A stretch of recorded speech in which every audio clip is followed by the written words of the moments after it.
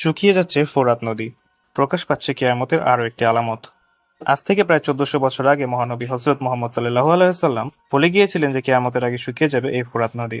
Premium মশলা, cocoa, custard powder সহ আরও অনেক বেকিং পণ্যের সমাহারে সেরা দিচ্ছে বিশুদ্ধতা ও উৎকর্ষতার নিশ্চয়তা। দেশ জুড়ে সেরা কনজিউমার গুডসের ডিলারশিপ চলছে। ফোরাত নদী বা ইউফ্রেটিয়াস রিভার 2800 কিলোমিটার লম্বা এই নদীটি তুর্কি, সিরিয়া ও ইরাকের উপর দিয়ে বয়ে গেছে। শতাব্দীর পর শতাব্দী ধরে প্রবাহিত হওয়া এই নদী একসময় প্রাচীন মেসোপটেমিয়াম সভ্যতাকে শিকড়ে লালন করেছিল। শুধু তাই নয়, প্রাচীন থেকে বর্তমান এর তীরে গড়ে ওঠা জলাপথকে লালন করেছে এই নদী। তবে জলবায়ুর পরিবর্তন আর মানুষের সৃষ্টি করা দূষণের কারণে ধীরে ধীরে শুকিয়ে আসছে এই ফোরাত নদী। সাম্প্রতিক বছরগুলোতে এই নদীর পানির স্তর উদ্বেগজনকভাবে কমে যাচ্ছে, যা নিয়ে প্রকাশিত হয়েছে একাধিক প্রতিবেদন। এসব প্রতিবেদনে বলা হচ্ছে, শুকিয়ে যাওয়া ফোরাত নদী সিরিয়া এবং ইরাকের কৃষিকে প্রভাবিত করছে ব্যাপকভাবে। বৃষ্টিপাত কমে যাওয়া, বাঁধ নির্মাণ এবং দুর্বল ব্যবস্থাপনাকেই দায়ী করছেন বিশেষজ্ঞরা। অর্থাৎ স্পষ্টতই বোঝা যাচ্ছে মহানবী সাল্লাল্লাহু আলাইহি ওয়াসাল্লামের বর্ণিত সেই ভবিষ্যৎবাণী সত্য হতে শুরু করেছে। ফোরাত নদীর কিছু বছর আগের এবং বর্তমানের ছবি দেখলেই বোঝা যায় কতটা দ্রুত শুকিয়ে যাচ্ছে এই ফোরাত নদী।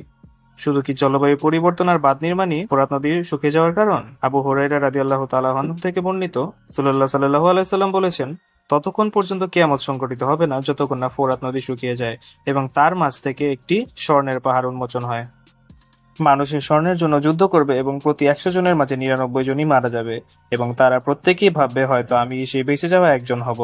সহিহ মুসলিম, সহিহ আল বুখারী। আবু হুরায়রা রাদিয়াল্লাহু তাআলা আনহু থেকে আরও একটি হাদিস বর্ণিত আছে। রাসূলুল্লাহ সাল্লাল্লাহু আলাইহি সাল্লাম বলেন, শীঘ্রই ফোরাত নদী স্বর্ণের পর্বত প্রকাশ করবে, তাই যে সেই সময় উপস্থিত থাকবে সে যেন সেখান থেকে কিছু না নেয়। সহিহ আল বুখারী। এবার ফোরাত নদী নিয়ে মহানবী সাল্লাল্লাহু আলাইহি সাল্লামের বর্ণিত দ্বিতীয় হাদিসটির দিকে তাকানো যাক।